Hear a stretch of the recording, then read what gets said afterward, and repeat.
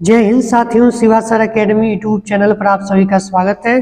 आज की क्लास में हम Agniveer, army, GD, technical, tradesman आदि ग्रुप के पूछे गए सवालों को सॉल्व करने वाले हैं।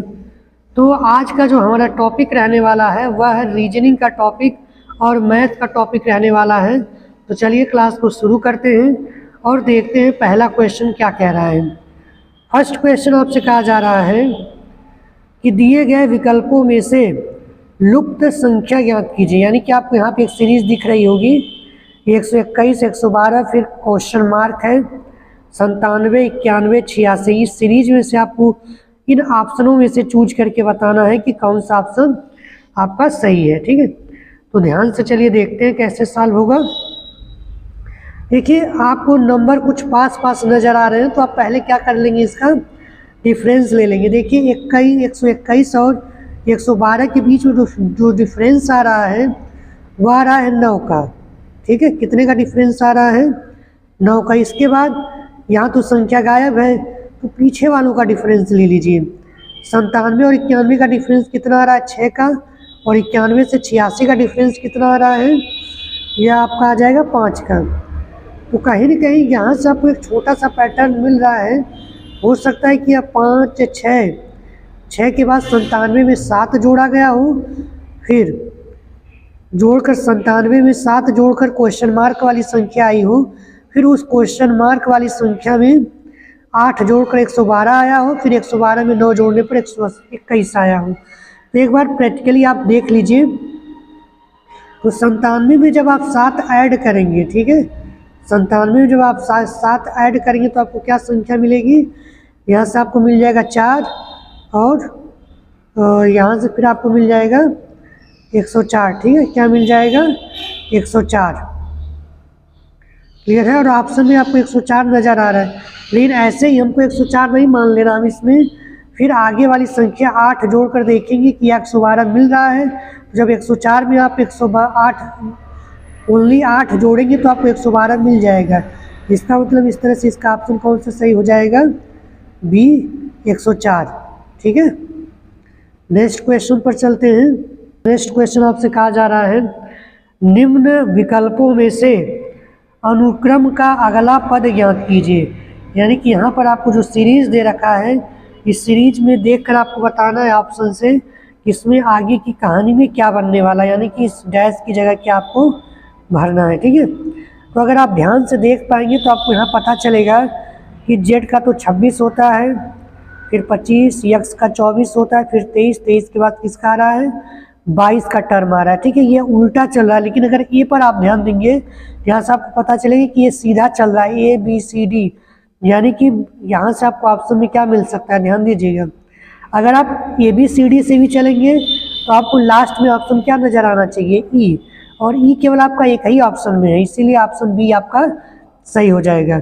और जब आप आगे से मिलाएंगे तो जेड 26, वाई 25, यक्स 24, डब्ल्यू 23 और बी 22 होता है। तो इस तरह से आपका ऑप्शन क्लियर हो जाएगा, दोनों बी ई होगा। ठीक है, तो नेक्स्ट क्वेश्चन पर चलते हैं।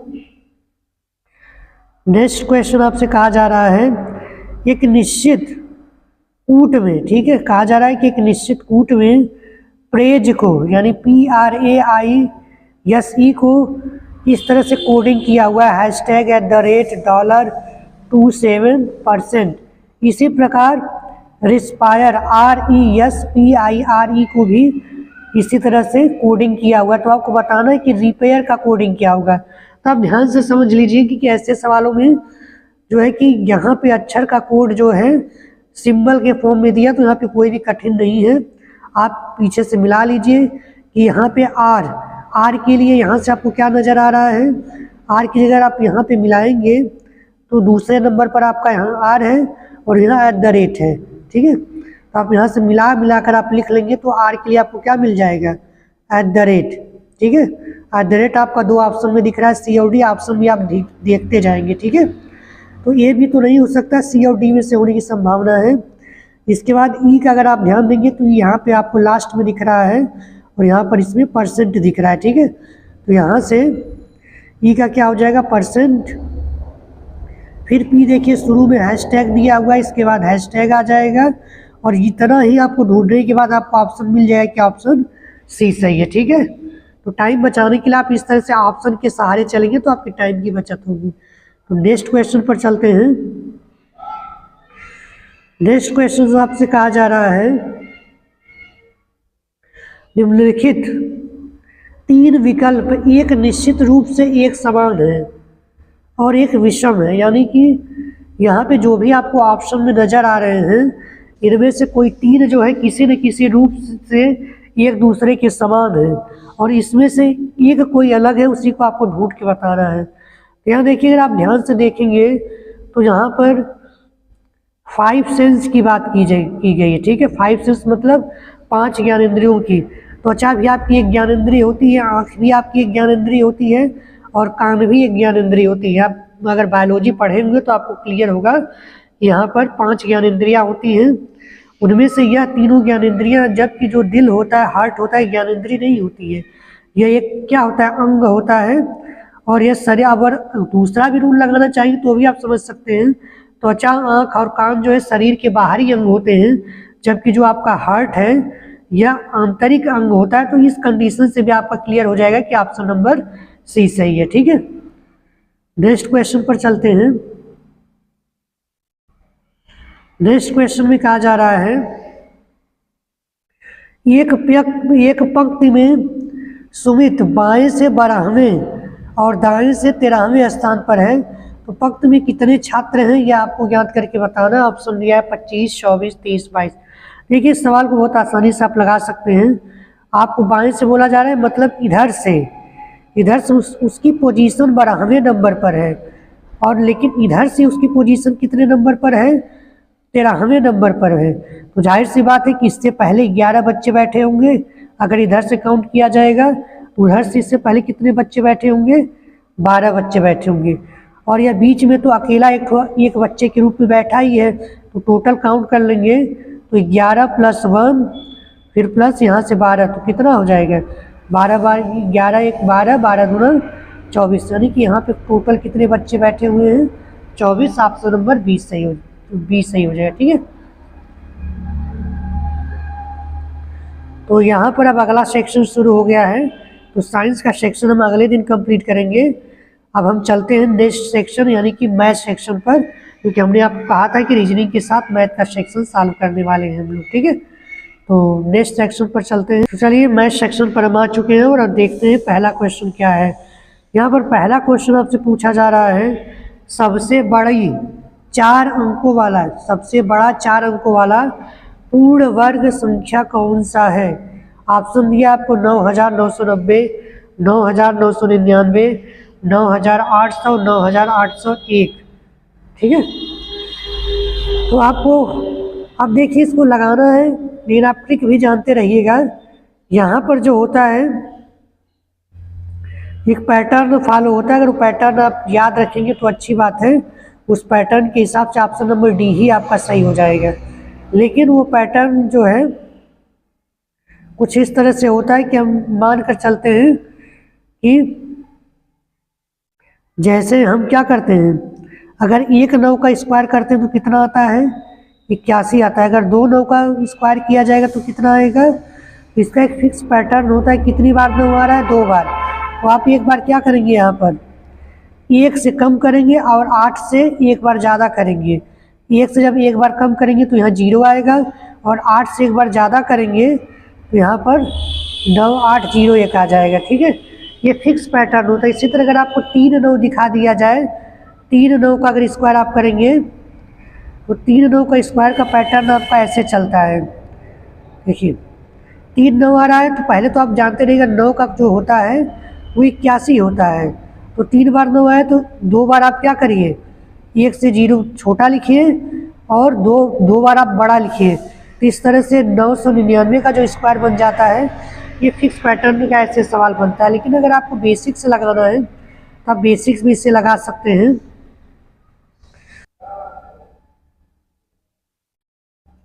देखिए, आप इसको बेसिक से भी लगा सकते हैं। तो बेसिक से आप कैसे लगा सकते हैं, यहाँ पर सबसे पहले आप लिख लीजिए 900 9999, क्योंकि यही जो होती है 4 अंक की सबसे बड़ी संख्या होती है। ठीक है, तो इस तरह से भाग विधि आपको सॉल्व करने आना चाहिए।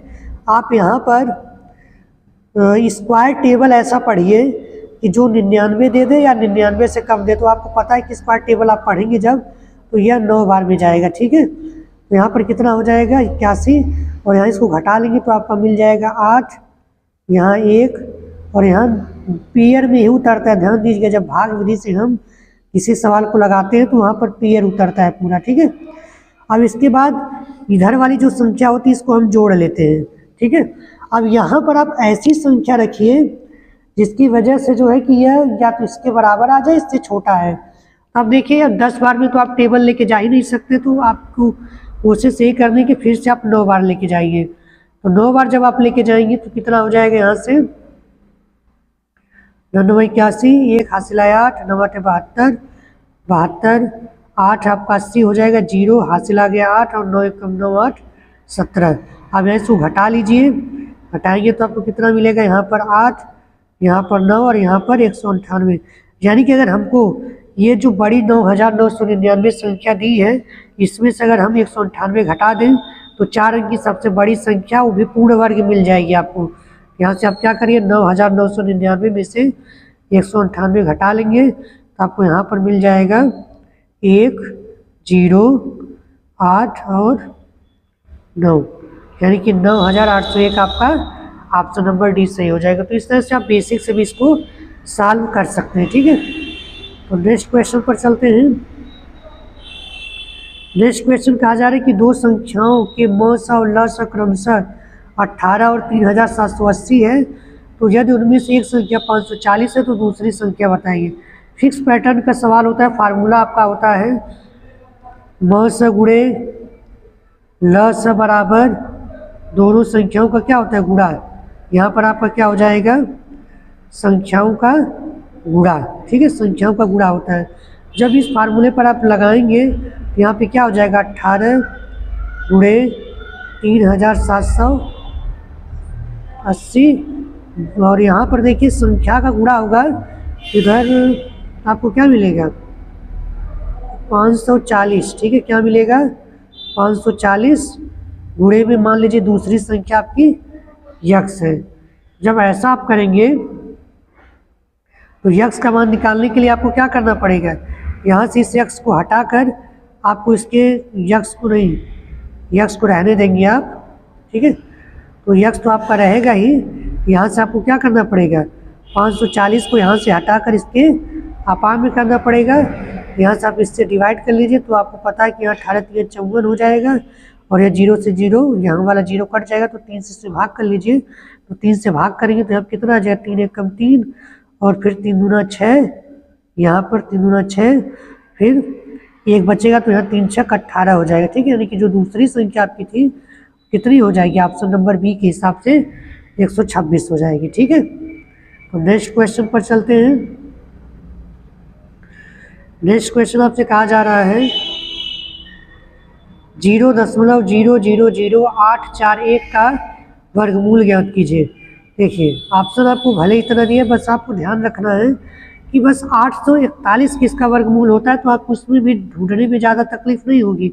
ऑप्शन में आपको सब में 29 दिया, तो कहीं ना कहीं फिक्स है कि 841 का जो अगर हम वर्गमूल लेते हैं तो आपको 29 ही मिलेगा।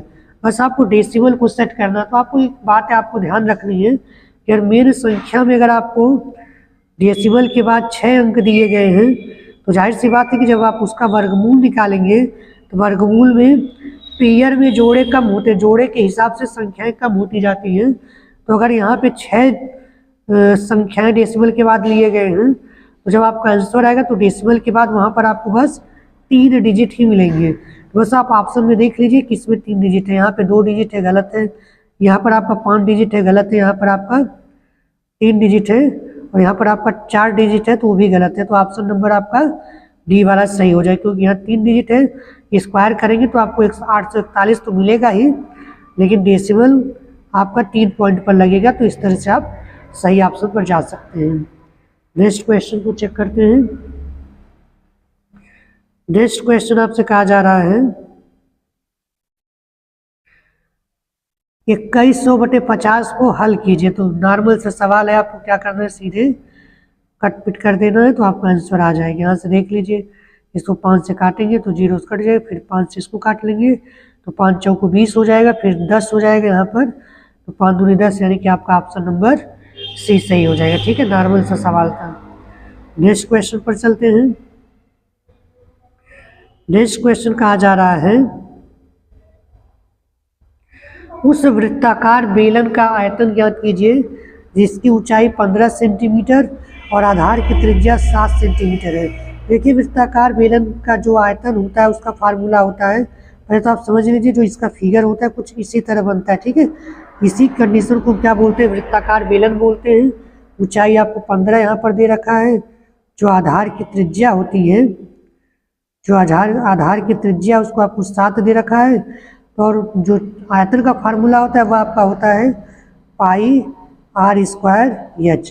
इसको आप यहाँ पे सॉल्व कर लीजिए। आपको पता है कि पाई का मान 22/7 होता है, और यहाँ से r का मान आपको दिया हुआ है 7 है, तो r² है तो 2 बार 7 रखेंगे, और यहाँ से आपका h का मान कितना दिया हुआ है, 15 दिया हुआ है। ठीक है, अब यहाँ से काटा पीटा कर लीजिए, तो यहाँ से 7 से 7 कैंसिल हो जाएगा, और इसके बाद आप क्या कर लीजिए, यहाँ से गुणा कर लीजिए।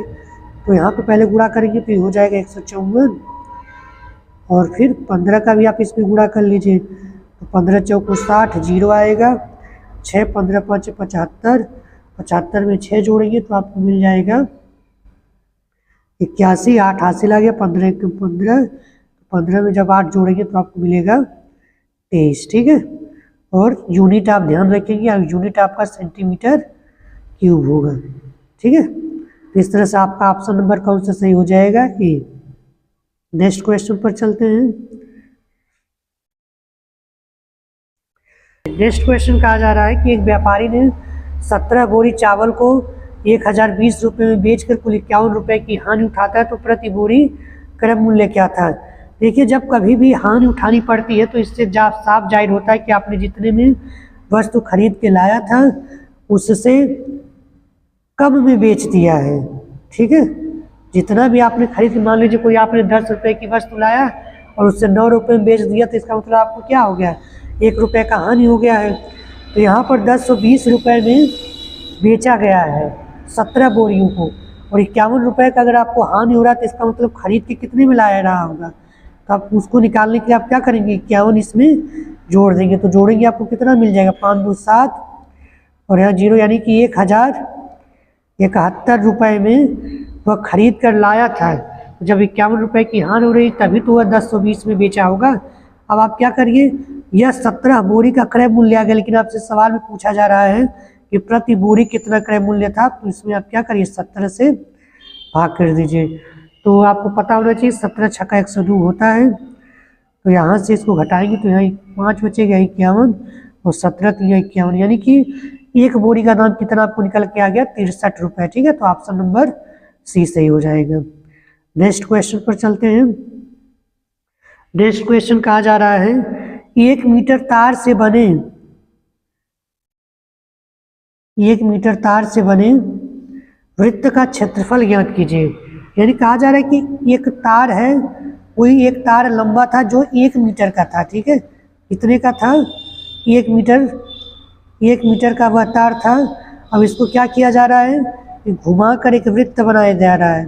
तो जब भी वृत्त बनाया जाएगा तो जाहिर सी बात है कि जो वृत्त की परिधि होगी उसका विमान कितना होगा, 1 मीटर होगा। अब आपको क्षेत्रफल निकालना, तो क्षेत्रफल निकालने के लिए आपको r का मान ज्ञात करना पड़ेगा। तो परिधि का मान पहले यहाँ से आपको पता चली गया है, फिगर से परिधि का मान 1 मीटर ही होगा, या हम उसे 100 सेंटीमीटर भी मान सकते हैं। ठीक है, यहाँ से पहले आप परिधि का मान निकाल लीजिए। तो परिधि का मान आपका यहाँ से कितना आ जाएगा, फार्मूला तो होता है आपका 2πr, जो सवाल के हिसाब से आपको दे रखा है कितना है, 100 है। ठीक है, या तो 1 मीटर भी आप मान सकते हैं, कोई दिक्कत नहीं है।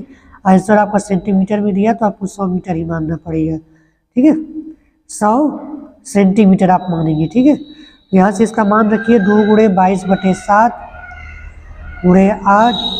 जब यहाँ से आप काटिए इसको, या फिर आप यहाँ से जब डायरेक्ट r का मान निकालने जाएंगे तो आपको क्या मिलेगा, पहले 7 को उधर भेजेंगे तो 7 से हो जाएगा और 22 दूना 44। तो कुल मिला जुला के जो आपका आर का मान मिलने वाला है वह मिलेगा 700/44 सेंटीमीटर। ठीक है, यहाँ तक क्लियर है। बस आप ये डाटा याद रखेंगे कि आर बराबर आपको 700/44 मिला था। अब इसको पूरा नहीं सॉल्व करना क्योंकि आगे आपका कुछ कटेगा इसमें। ठीक है, तो आर का मान कितना आ गया, 700/44। ठीक है, तो पाई आर स्क्वायर का जो फार्मूला होता है उसमें आप इसको रखेंगे तो आपको क्या मिलेगा, 22/7 गुणे यहाँ पे 700/44 गुणे 700/44। ठीक है, तो आप यहाँ से ध्यान से देखिए तो आपको पता चलेगा, यहाँ से कट जाएगा तो यहाँ पे केवल आपको 100 बचने वाला है और यहाँ से 22 दूना 44 और फिर इसको आप काटेंगे तो यहाँ से कटेगा तो यहाँ ऊपर 50 बच जाएगा यहाँ पर, और यहाँ से भी आप काट सकते हैं। तो जब यहाँ से आपको काटेंगे तो क्या मिलेगा, 4 से पहले काट लीजिए तो यहाँ पे 7 गुणे यहाँ पे 400 होता ही है तो यहाँ से आपको बच जाएगा केवल ऊपर 50 गुणे 4 गुणे 7 और नीचे बच जाएगा आपका 11। ठीक है, तो अब यहीं से आपको काटना पड़ेगा थोड़ा सा, 7 चौका 28। यहाँ आपको जब इसको सॉल्व कर लीजिएगा तो आपका डेसिमल में ही आंसर आएगा क्योंकि 11 से काटेंगे तो आपको पूरा नहीं मिलेगा। ठीक है, तो ऑप्शन नंबर आपका क्या सही हो जाएगा, ऑप्शन नंबर बी आपका सही हो जाएगा। ठीक है, डेसिमल में आने की संभावना केवल इसी में है, बाकी में किसी में डेसिमल नहीं दिया तो ऑप्शन नंबर बी आपका सही हो जाएगा। ठीक है, इसको काट लीजिएगा। नेक्स्ट क्वेश्चन पर चलते हैं। नेक्स्ट क्वेश्चन कहा जा रहा है, यक्स का मान ज्ञात कीजिए यदि 3x + 2 = 23 है। पक्षांतरण का नियम डायरेक्ट लगाएंगे तो 3x + 2 बराबर आपको 23 दिया हुआ है, तो यहाँ से 3x बराबर कितना हो जाएगा, 2 को उधर ले जाएंगे तो 23 में से 2 को घटाएंगे तो आपको मिल जाएगा 21, फिर 3 से काट देंगे तो यहाँ से x बराबर कितना आपका आ जाएगा, 7। ऑप्शन नंबर ए सही है। ठीक है, नेक्स्ट क्वेश्चन पर चलते हैं। नेक्स्ट क्वेश्चन आपसे कहा जा रहा है, यदि 5 वर्ष की वार्षिक दर पर 3 वर्षों में साधारण ब्याज 180 रुपये है तो मूलधन ज्ञात कीजिए। ठीक है, तो आपको मूलधन ज्ञात करना है, जबकि साधारण ब्याज 180 है तो साधारण ब्याज यानी SI का जो फार्मूला होता है वह होता है PRT/100, जहाँ पर P मूलधन होता है, R रेट होता है, दर होता है और T टाइम होता है। SI बराबर आपको दिया हुआ 180 और P का मान आपको निकालना तो P रहने दीजिए, गुणे में R का मान 5 है और समय आपका 3 साल का दे रखा है बटे 100। यहाँ से जब आप इसको काटेंगे तो देखिए 3 से पूरा कट जाएगा, इधर तो आपका 60 बचेगा, 5 से इसको निपटा देंगे तो इधर 20 हो जाएगा। यानी कि अब अगर P का मान चाहिए तो 20 का आप 60 में गुणा करेंगे तो कितना आ जाएगा, 6 दूनी 12, सब आपका राइट आंसर हो जाएगा। ठीक है, नेक्स्ट क्वेश्चन पर चलते हैं। नेक्स्ट क्वेश्चन कहा जा रहा है, 106 गुणे 106 प्लस 94 गुणे 94 बराबर ये दिया है तो ये का मान आपको बताना है। देखिए हम इस चीज़ को चाहो तो हम ऐसे भी लिख सकते हैं, 106 का स्क्वायर प्लस 94 का स्क्वायर और इसी के बराबर आपको दिया हुआ है ए। तो आप पता होना चाहिए कि ए स्क्वायर प्लस बी स्क्वायर का जो फार्मूला होता है वह आपका होता है ए प्लस बी का होल स्क्वायर। ठीक है, ए प्लस बी का होल स्क्वायर, ए प्लस बी का होल स्क्वायर माइनस, और यहाँ प्लस है तो -4ab। ठीक है, -4ab नहीं होगा क्योंकि आपको प्लस मिलाना है तो यहाँ पर -2ab होगा। ठीक है, और आपको यहाँ दिख रहा है कि ए की जगह 106 है और बी की जगह क्या है 94 है, तो इसी पर रखिए आपका ए का मान निकल के आ जाएगा। दोनों को जोड़ कर रखेंगे तो 94 जब जोड़ेंगे 96 की 106 में ये आपका हो जाएगा 200 का स्क्वायर और -2 गुणे ए की जगह 106 है, बी की जगह 94 है। इसको आप सॉल्व जब करेंगे तो यहाँ से तो आपका मिल जाएगा 4 के पीछे 4 जीरो और माइनस, इसको जब आप सॉल्व करेंगे तो पूरा कर लीजिएगा तो 6 का 12, यानी कि यहाँ पर आपको हो जाएगा 212 गुणे 94। ठीक है, यहाँ पे 2 6 का 12, 212 गुणे 94। अब थोड़ा सा आप ध्यान भी यह रखेंगे कि कहीं न कहीं लास्ट में देखिए सब में 2 आया हुआ है, तो आप यूनिट डिजिट से नहीं पकड़ सकते, तो आपको पूरा फाइनल गुणा करना ही पड़ेगा। तो आप क्या कर लीजिए, गुणा कर लेंगे। तो गुणा करने के बाद जो भी रहेगा उसको घटा दीजिएगा, तो आपको यहाँ पर ऑप्शन मिल जाएगा। ठीक है, तो नेक्स्ट क्वेश्चन पर चलते हैं। नेक्स्ट क्वेश्चन आपसे कहा जा रहा है कि 10 मीटर प्रति सेकंड को किलोमीटर प्रति घंटे में परिवर्तित कीजिए। ठीक है, तो जब आप मीटर प्रति सेकंड को घंटे किलोमीटर प्रति घंटे में बदलना होता है तो सीधा सा फार्मूला होता है कि आप उसमें क्या कर दीजिए, 18/5 से गुणा कर दीजिए। तो यहाँ गुणा करेंगे तो कितना हो जाएगा, 18 गुना 36 किलोमीटर प्रति घंटा। ऑप्शन नंबर बी आपका सही हो जाएगा। ठीक है, नेक्स्ट क्वेश्चन पर चलते हैं। नेक्स्ट क्वेश्चन आपसे पूछा जा रहा है 3 4 5 का लस बताइए। यहाँ पे देखिए 3 4 5 का जब आप लस निकालेंगे तो कोई भी संख्या कट नहीं रही। जब कोई भी संख्या आपस में कटती नहीं है किसी संख्या से, तो उसका जो लस आता है वह उन्हीं का गुणा आता है। 3 चौको 12, 5 60 आपका आंसर हो जाएगा। अगर इसमें से कोई भी दो एक दूसरे से कट रहा होता तो वहाँ पे लस आपको सीधा सीधा निकालना पड़ता है, लेकिन यहाँ कोई भी दो संख्या एक साथ नहीं कट रही है, तो तीनों का गुणा ही आपका लस बन जाएगा। नेक्स्ट क्वेश्चन पर चलते हैं। नेक्स्ट क्वेश्चन कहा जा रहा है त्रिभुज का क्षेत्रफल ज्ञात करने का जो फार्मूला होता है वह क्या है। तो इस तरह से आपका ऑप्शन नंबर यहाँ पर जो बी दिया हुआ है वह आपका सही हो जाएगा। ठीक है, बाकी ये सब फार्मूले गलत हैं। ठीक है, तो ये फार्मूला था, इसमें कुछ करना नहीं था। अब बस याद रखेंगे 1/2 बेस गुणे हाइट यानी आधार गुणे ऊंचाई होता है। नेक्स्ट क्वेश्चन पर चलते हैं। नेक्स्ट क्वेश्चन आपसे कहा जा रहा है 40 किलोग्राम का कितना प्रतिशत 10 किलोग्राम है। यानी आपको बताना है कि जो 10 किलो है वह 40 किलो का कितना प्रतिशत होगा। इसमें आप सीधे सीधे 100 से गुणा कर दीजिए, तो जो आएगा वही आपका आंसर हो जाएगा। 25% है। ठीक है, ऑप्शन नंबर ए।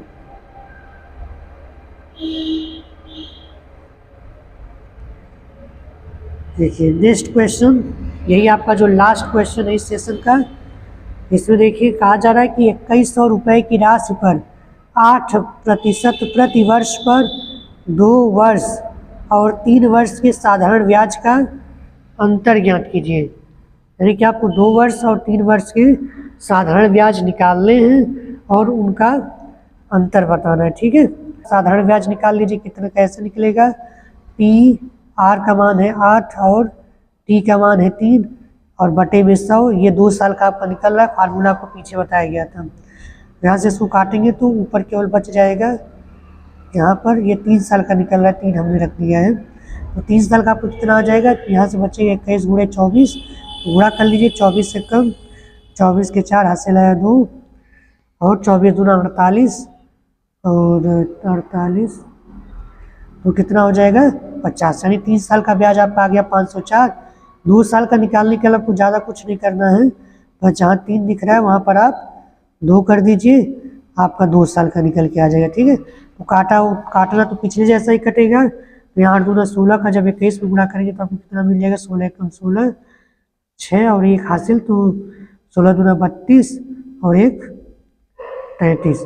तो सिंपली आप क्या करिए 336 यहाँ से घटा दीजिए, अंतर निकल के आ जाएगा। तो यहाँ से घटाएंगे हासिल लेकर, तो यहाँ 8 बचेगा, यहाँ हो जाएगा 9 में से 3 गया 6 और यहाँ 4 में से 3 गया 1, यानी कि 168 आपका आंसर आ जाएगा। ठीक है, ऑप्शन नंबर ये सही हो जाएगा। तो आज का सेशन कंप्लीट होता है।